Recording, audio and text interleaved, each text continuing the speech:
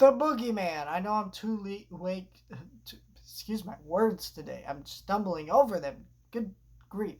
I know I'm 2 weeks. 2 weeks. Man, I cannot say that right. I don't know why.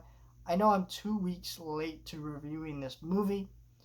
I wanted to get out and see it earlier, but honestly, I ended up watching Into the Spider Verse 3 times. I'm busy with work, and then I'm taking my cousin to go tomorrow to go watch Transformers because he hasn't seen it, and I babysit. It just makes it easier to just take him to the movies when I babysit instead of just have him lay around the house doing nothing. So I thought that'd be fun. But yeah, I guess a little update in my life. I guess I don't know. Just want to explain why I'm late 2 weeks late to reviewing this movie. Um, Tomorrow I'm probably gonna, or not tomorrow. Next week I'm probably will try and review The Blackening. But this week I want to talk about The Boogeyman. This is a horror movie that I think when it was first being advertised, and I was seeing a lot of buzz about this movie, and then that just kind of died off. And that kind of is unfortunate because I actually did enjoy this movie. I do not think it's as great as I think a lot of people who probably saw the trailers and some of the marketing for this movie were hoping it was. But however, I did enjoy it. It does feel a little generic horror movie ish. I enjoyed the first act and first little bit of it first because they do a great job of throwing you into this grief ridden family. And at first, I thought the boogeyman was kind of metaphorical, where maybe this was me overreaching while watching the movie. I was wondering if, like, okay, what the boogeyman is our characters' emotions and what they're dealing with, and not processing grief and their emotions.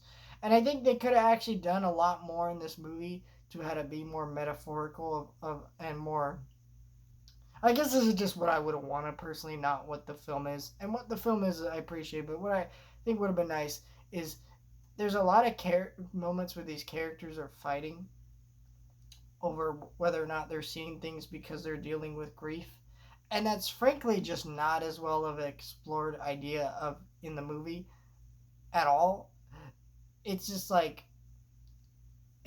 basically a way of like, oh, you're going crazy, you're seeing things, and then that's really all that's done with it. It's not really explored or done interesting with it. They don't really do a great job of exploring this story about grief as much as I thought they were. I think they did a decent job within the first act. Then once we start getting into that boogeyman stuff, it just kind of becomes generic horror movie trite, and not like where it's unwatchable. It's fine. I can watch this movie. It's a very watchable movie, but it's also kind of just whatever. It's not as strong as it could have been, and this creature in the movie, the boogeyman, I hate that they actually show it by the end. It makes the whole thing less scary, but it just makes this movie feel just kind of there, I guess. It's not as strong or interesting as it probably should have been, which is unfortunate because I actually enjoyed this movie.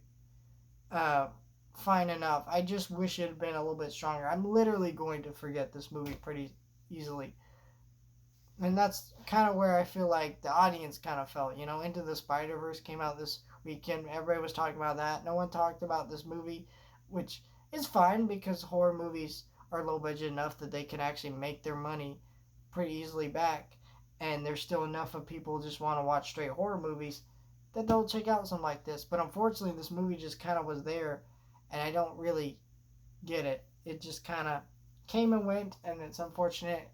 But I also hope that in the future we can maybe get something a little more interesting from this team, because there's enough creativity and stuff here that I really would like to maybe see this director pull off another horror movie. But yeah, I didn't really care for this one too much, unfortunately. I was hoping this would be one of the standout horror movies of the year, but I guess not. Last year was a great year for horror. This year, the only other film I can think of that came out this year is The Pope's Exorcist. So, not looking too great for horror, but hopefully Insidious and some of these other movies will turn the ship around